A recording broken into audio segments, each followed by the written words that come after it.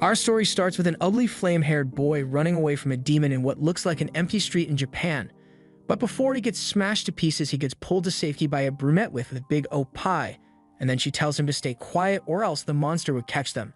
Just then, a little magical creature bursts out from her O-Pai area, and he clearly got a little startled after seeing it, so the girl teases him a bit for it. In response, he blushes a bit and says that he's not scared and even would have kicked their butts if he wasn't so injured. Our protagonist goes by the name Nahira Takaru, and at this point, the girl believes that he's a really strong guy. She looks back and asks him whether he would come and save her whenever she is in danger. After Takaru agrees, she walks off, and that's when it hits him. He really likes her. He can't let an opportunity like this just slip away. Our boy then draws her back by the hand and has a red blush on his face as he confesses to her that she's his crush. At that moment, he pops back into reality. Turns out that was just one of his dream fantasies. In reality, our boy has been beaten up and tied to a light pole by a notorious biker gang. He's not even concerned about the fact that he's tied up.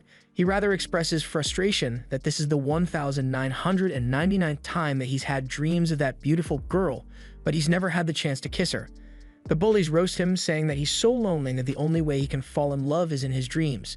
Takaru kicks the guy in the face and tells them all that his crush is real and isn't just part of his dreams. Another member of the gang gets pissed off by this. He tells the protagonist to just admit defeat and apologize. At the same time, he swings a bat at his head, but he dodges it and even manages to counter by giving him a headbutt to the jaw.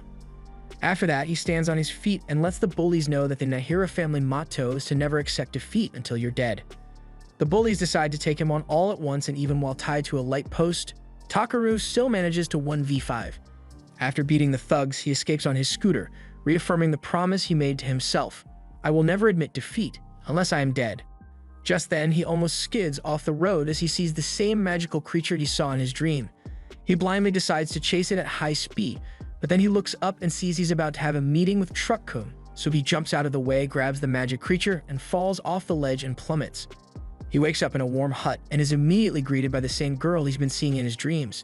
This is the 2000th time he's seeing her, so he just smiles as he stares at her, knowing that it can't be a dream this time. Takaru stands up and tries to remind her that he's the guy who saved her last time, but judging by her body language, it doesn't look like she knows what he's talking about. She starts to get a little creeped out, so she backs away for a bit. Then the same magic creature drops in from out of nowhere onto Takaru's head. This makes him lose balance and land face first into the girl's O-Pai. Some girls watching from a distance find this to be quite entertaining. They ask their friend Sai what he thinks about it, and he finds it quite amusing as well. He uses a system manipulator on his wrist to activate a net that captures Takaru, after which he walks out saying this was a really entertaining show, but now it's time to get rid of that fool. Takaru starts to rage after getting called a fool by Sei, but his mystery crush just tells him to shut up and then slaps him across the face. He gets thrown out of the royal palace and is now in the city with the other civilians. He asks around for a convenience store, and after he finally finds one, he immediately gets kicked for being too broke. As he lays in the alleyway, he asks a random man where they are right now. The man replies with the name of a place he has never heard before. He asks him to explain it in terms of Tokyo, but the guy has no idea where or what Tokyo even is. He tells Takaru that he's in a place known as Denji Heian-kyo. After that encounter, Takaru steps into town and starts to wonder whether he might have traveled back in time, but he doubts that because this place certainly doesn't feel like ancient Tokyo to him. Just then, an emergency signal goes off. Several magic seals appear in the middle of the sky. The civilians then hear a loud voice that there would be a black mist outbreak in the next 60 seconds. It's set to span 200 meters from the surrounding area, so it advises anyone within that range to make their way quickly to an evacuation gate. Just as announced, black mist starts to fill the entire area. Takaru and some other civilians weren't able to make it in time, so they're now stuck inside and are held in by a barrier. He looks back and spots a little girl that's about to get eaten by the mist, so he rushes back to her and uses his body to shield her while they both get consumed by the mist. The next place Takaru finds himself is a creepy neon street. What's even creepier is the girl he was trying to save has somehow been petrified. He looks around and sees that it's not just her. Everyone around him has turned to stone. Some sort of robot monster comes out of nowhere and starts to smash the petrified people. Takaru gets really triggered by this, so he calls it out and tells it to stop. The monster now faces his direction and fires a proton beam blast straight at him. Takaru sees the attack coming easily, but he makes no move to dodge. He's decided not to run. He wants to test a new theory. After receiving the attack, him still being alive only proved his theory right. He has somehow ended up with a body that simply can't die. Before he knows it, the monster lunges at him again. There's literally no way for Takaru to block or dodge. All he can do is stare and see what happens next. But before the collision, another robot comes out of nowhere and pushes the other one out of the way. The people inside the robot see Takaru and wonder how he's inside the mist and still not petrified. They use their microphone and tell him to stay where he is. They will do their best to fight the monster. Takaru hears this and tells them to not worry about that. He's going to kick that thing's ass. He has to win this one or else he'll just feel like a loser. The monster roars, implying that it's still up for battle. The people inside the robot's suit tell Takaru to get behind them and they plan on taking the monster down with a single blow. The monster throws one of its projectile attacks at them, but they use their power of 5 thunders and launch an even heavier attack that overpowers the robot's blast and defeats it all in one attack. Now it's defeated, the dark mist starts to clear up. Meanwhile, the girl at HQ does some background checks on Takaru and discovers that this is the same guy that was on stage. Later that day, Takaru sits on his own reminiscing what he just went through. That's when Ato Tsunaga and Yura walk up to him and ask him how he's doing. Just hearing their voices, Takaru recognizes them instantly. They were the ones piloting the robot. Takaru tells them both to stay out of his way because he believes he would have been able to take the robot monster on all by himself. Yura disagrees with that and things start to get a little heated between them both. Ato Tsunaga separates them both and commends Takaru, saying it's really impressive that he was able to stay around in the mist, but there's no chance he would have been able to defeat that monster because he's not an Onmyoji. Takaru is already furious and about to leave, but just before he does, he spots the little girl he tried to save in the mist. Seeing that she's okay brings a bright smile to his face. On his way back home, he runs into his crush. She scolds him for making a mess for her earlier.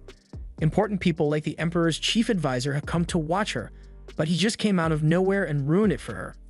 Takaru wasn't aware of that, so he genuinely apologizes. She notices that Takaru is somewhat injured, so she invites him over to her place for some food and a fresh change of clothes. While devouring her delicious food, he spent a lot of that evening telling them how he got here, and based on what she heard, his crush says it's very likely that he came here from another world.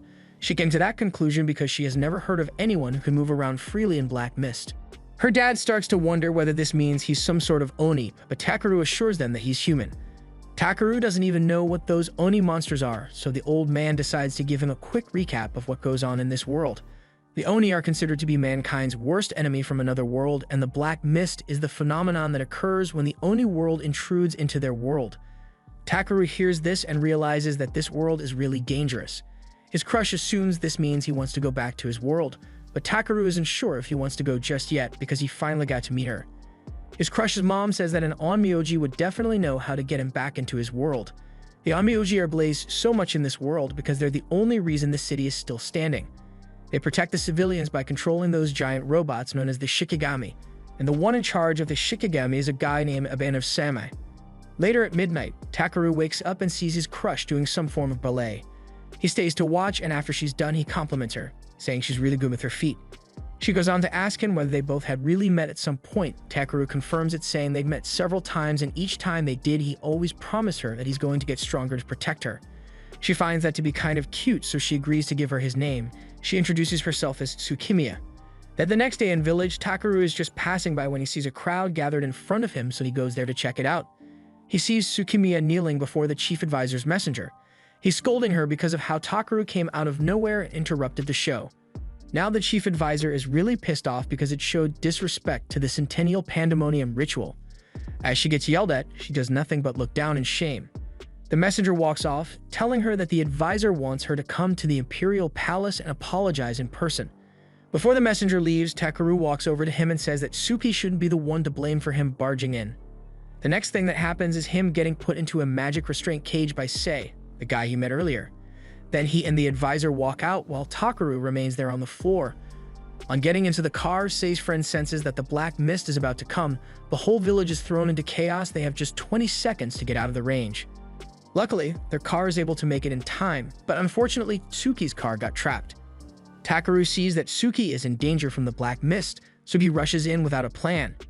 He's determined to keep his promise to always protect her, no matter the cost. Takaru gets in and sees the Onmyoji fighting the demon. He doesn't want to get distracted. He's here to save Tsuki. The Onmyoji team seems to be struggling a bit against this demon. It has a couple of tricks up its sleeve that it uses to deal a very devastating blow against the Onmyoji robot. Kazura watches from her headquarters and sees that the robot has taken a lot of damage. It can't go for much longer. Just as all hope seems to be lost, Takeru jumps into the air and hits the monster with a stick. As he falls back, he starts to feel energy filling inside him. He might actually pull this off. But the monster stops him in his tracks by simply grabbing him, squeezing his body and throwing him to the side. All Takeru is left with now is numerous broken bones and a faint heartbeat. But this is where something strange happens. His finger bone somehow fixes itself. Sei sees that and is in utter disbelief. Takeru's bones have somehow fixed themselves, so he's now back on his feet, determined to defeat this monster even if it means sacrificing himself in the process. The monster throws a blast at him, Takeru attacks it head-on, and as his body connects, he instantly transforms into an Onmyoji and has his own cool robot suit. At this point, Takeru is certain that he must have come to this world for this very moment, so he can't afford to disappoint the gods right now. He has to protect Suki. He leaps into the air and uses a single blow to defeat the monster. Kazura and everyone at HQ can't believe their eyes. Sei just smirks. Takeru seems to have piqued his interest. Takeru rushes over to Suki and is relieved as he sees that she's still in one piece, but he forgot to destroy the core beneath her, so she instantly gets crushed right in before his eyes. Takeru is speechless, all that hard work for nothing. To make matters worse, the monster comes out from behind and stabs him through the chest. His life slowly starts to fade, but he's not willing to accept a pathetic ending like this. In the next scene, he wakes up in the exact same situation as when he first came, inside the hut with Suki. Takeru sees that his beloved Suki is still alive and well, so he places his hands on her and says a prayer to God. Suki claims that she doesn't know this guy. She screams, then the royal bodyguard comes over to kick him out. Takeru sees it is heading in a cold direction, so he tries to explain, but before he can, he gets struck with some holding daggers by Astu. Takeru struggles as he lays on the floor and tries his best to convince Suki that they have met before, but unfortunately, no one's buying it. She clearly doesn't remember him. A couple minutes later, they place Takeru in a little prison, while they urge him to stop lying about having gone back in time. Sem and his two underlings walk up to him and Takeru instantly recognizes him. Astu tells Sem that he doesn't need to bother himself with this guy, he's been spewing nonsense all morning. Takeru still decides to vouch for himself, telling Sem that he even fought an Oni while he was in the Black Mist and ended up getting impaled. Then after that, the next thing he knew was being transported onto that stage. Astu urges him to stop lying because he's not even an Onmyoji, so him fighting an Oni would literally be impossible. Takeru claims to be a man of action, so he plans on demonstrating his strength. He asks to go up against an Onmyoji. Our boy is then seen sweating heavily after he just sparred with the Onmyoji for like 30 minutes. Sem was almost convinced that he would find this experiment intriguing, but now he's just disappointed. One of the Onmyoji delivers a strong kick to his face while she tells our boy to have some respect for Onmyoji next time. At this point, Sem is really disappointed. He just wants to ask Takeru a few questions and then send him on his way. Takeru already knows what that means, so he does the wise thing and runs for his life. He runs past an empty field and comes back to instantly recognize it to the palace where the chief advisor arrives in, so he wonders why the construction on it hasn't been completed yet. He thinks about the fact that Suki and the others had no idea who he was, so he starts to wonder whether he somehow may have ended up back before she got killed. Just then, Suki walks in, asking Takeru what he's doing here. Takeru doesn't directly answer the question. Instead, he asks her whether this stage had ever been built in the past. Suki explains that it's been a century since a stage was built there. The stage is built for each centennial pandemonium. She further tells him that the Emperor Chief Advisor would come to watch her first performance. Takeru hears that and instantly remembers that was one of the core events that took place the last time he was here. Suki lets our boy know that the Chief Advisor is going to come around in like 2 weeks' time. With that information, Takeru vows to protect her and make sure that things don't end up like they did last time. At this point, Takeru is certain that he went back before that time. Suki got killed the day after the advisor came to see the show. This time he's going to have to protect her. He has to get insanely strong as soon as possible. That evening, he meets back up with Sem and asks him to teach him all the stuff he would need to know to become an Onmyoji. Takeru knows that Sem is probably curious about his abilities. He figures he'd be overpowered if he could just combine Onmyo techniques with his own powers. Sem is curious as to how and why Takeru is so confident, so he agrees to it. However, he places the condition that it would only last 1 week unless he's able to actually demonstrate his power in front of him. Takeru agrees to the terms, so then his training starts immediately. Takeru is taught that Onmyo techniques are done by using spiritual power to convert the 5 spirits arising from wood, fire, earth, and metal. Apparently, almost every human is born with spiritual power, but in order to gain control over Onmyo techniques, you would basically have to train for years on end in order to enhance your spiritual power. The more spiritual power you can manipulate, the stronger an Onmyoji you would become. Takeru quickly gets bored of all this theoretical stuff, so he just asks his tutor to just teach him how to use the giant robot already. In the next following minutes, she places a small toy known as a Godai in front of Takeru and tells him that if he ever wants to be able to control those giant robots, he would first need to channel his spiritual energy and make the Godai stand up. Takeru is confused as to how he's supposed to do that. Kazura demonstrates by using the diviner she has on her wrist. Now it's Takeru's turn. She gives him the diviner glove. All he has to do is focus and store spiritual energy into the diviner glove. At first, he thought this would be a piece of cake, then he ends up spending over 6 hours at it and still has no luck. At sunset, Astu comes to check on him and sees that he's struggling with something, so he asks what it is. He sees that Takeru is struggling with gaining control of the Godai. He pats him on the shoulder and explains that he lacks the basic level of spiritual power for controlling the Shikigami robots.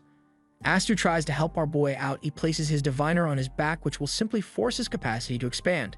This method would be able to make Takeru stronger if only he's strong enough to withstand the pain. Takeru feels confident about it for a second, but immediately loses it as Astu gives his first dose. He screams to the very top of his lungs. Later that night, Astu returns home and is shocked to see that Takeru had followed him into his house. Our boy technically is homeless, so he figured he would stay here until he was able to figure something out. However, Astu isn't looking for a roommate right now, so he tells him to get the hell out. Takeru doesn't argue. He just walks out saying he'll go and stay at Suki's place since she's the only other person he knows. Turns out Astu has a huge crush on Suki. He doesn't want Takeru to steal his girl, so he tells him he can stay here for now. Takeru is really grateful, and to show it, he makes dinner for them. At first, they thought the food would be trash, but it actually ended up being really good. Astu's teammate can't hide the fact she loved the food, however, she makes it clear that she still doesn't like Takeru, after which she leaves. Later that night, Takeru spills the tea about how he came here from the future. He explains that Suki will die in half a month during a black mist outbreak. Astu considers this tale a little far-fetched, but for some reason he believes. Takeru mentions that he's doing all this because he wants to be able to protect Suki in whatever way he can. Astu tells him that position is already filled, so I guess they have to battle it out. They both are then seen in a sparring arena. Astu uses a solid material to block his attack known as a Riki. Takeru learns that's one of the important Onmyoji techniques. Just 3 days after their duel, Takeru was able to unlock the Riki. With that, he assumes he'll become a master in no time, but Astu bursts his bubble, saying it would take at least a year to master. Takeru has to figure something out before his time with Sem is up. Later that day, there's an outbreak of the Dark Mist. Kazura and the others at HQ monitor it and see that it's at a moderate danger level. To their surprise, Takeru appears behind them and says that he's going into the Dark Mist with them. They call him a dumbass and refuse to let him go, when he stands his ground, saying the last time he was in the mist he unlocked his secret power. Maybe he would be able to do it this time too. Astu hears what Takeru is saying and gets pissed off. He calls him a talentless loser and then proceeds to knock him out. Takeru wakes up in a bed with Astu sitting across from him. He and Yuri had already dealt with the Black Mist while he was knocked out. Takeru doesn't understand why they just won't let him fight alongside them. Astu takes Takeru outside to explain. He takes him to the site of a Black Mist outbreak that happened several years ago. Back then, he was still a rookie, so when he reached his limit, he dropped out of the battle and left his superior to fend for himself. His superior was then left with no choice but to fight on his own and sacrifice himself. Ever since that day, Astu swore never to go into the Black Mist without a plan, and he's not going to let Takeru's dumbass antics disrupt that. At Onmyoji headquarters, Sem and the others realize that it's been over a week since they last saw Takeru at training, so they assume that he must have realized he wasn't cut out for it and gave up. Just then, there's yet another mist outbreak. This time, the Oni is really strong, so Yuri and Astu suit up and decide to tread with caution. They get into their Shikigami robot and head into the Black Mist. On getting inside, they see that the monster they're faced against is one that controls puppets remotely. Yuri tells Atsu to get closer while she uses that time to prepare a thunder technique that bring the Oni down with a single strike.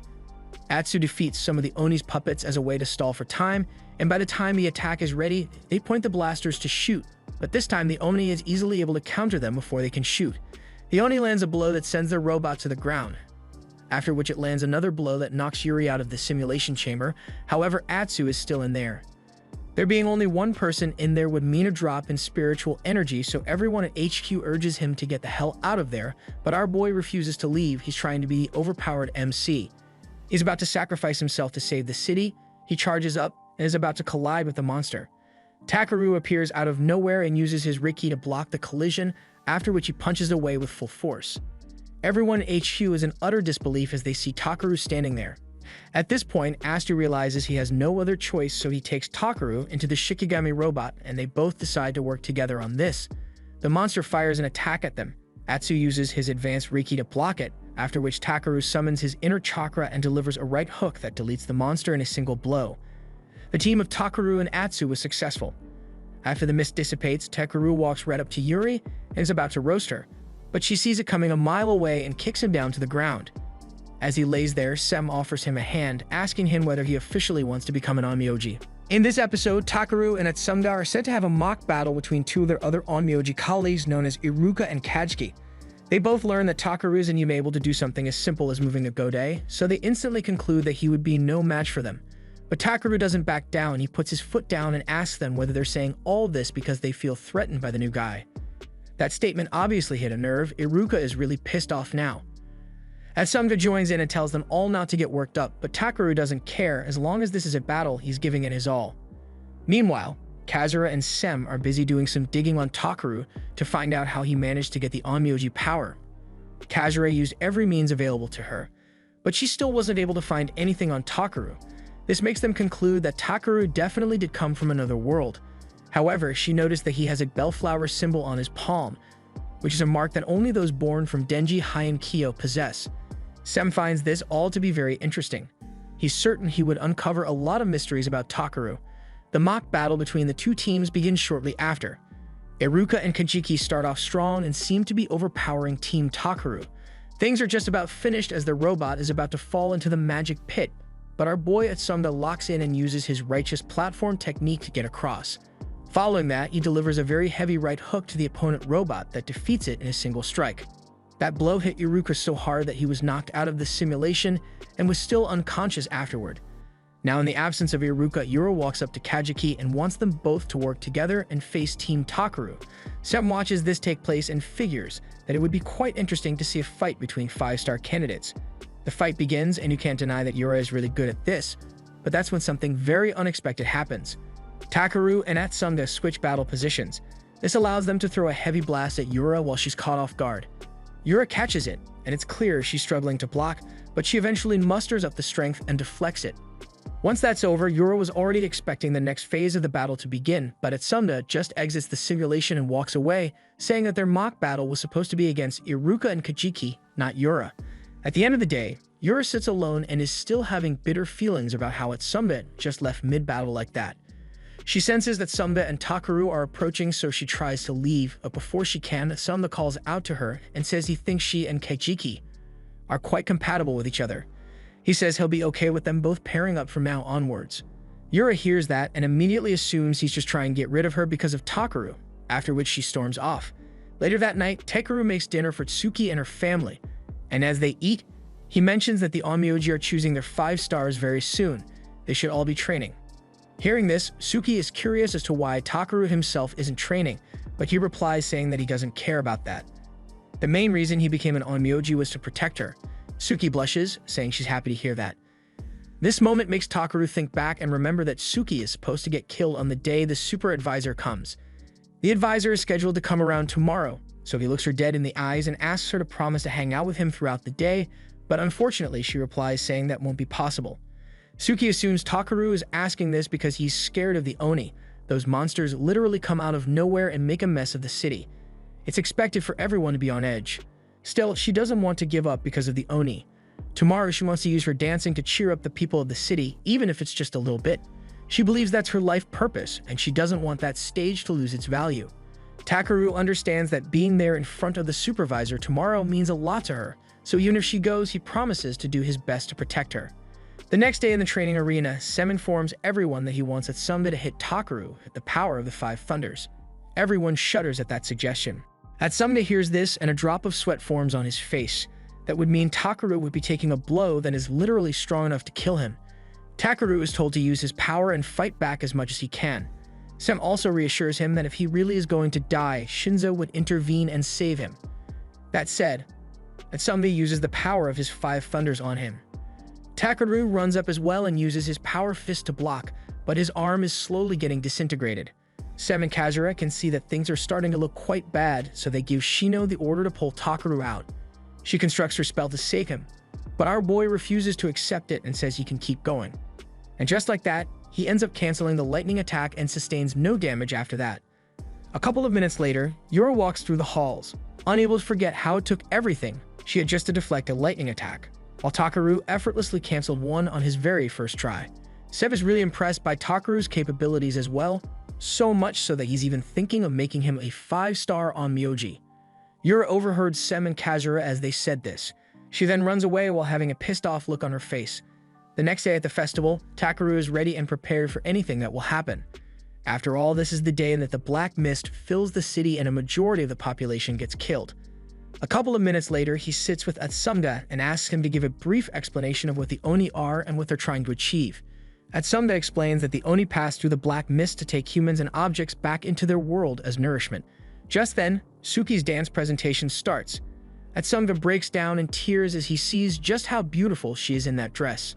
Takaru recalls that the black mist outbreak is supposed to start any moment from now, so he heads into town and starts warning the civilians to get out of there before the mist outbreak starts, but they don't listen to him and just think he's crazy.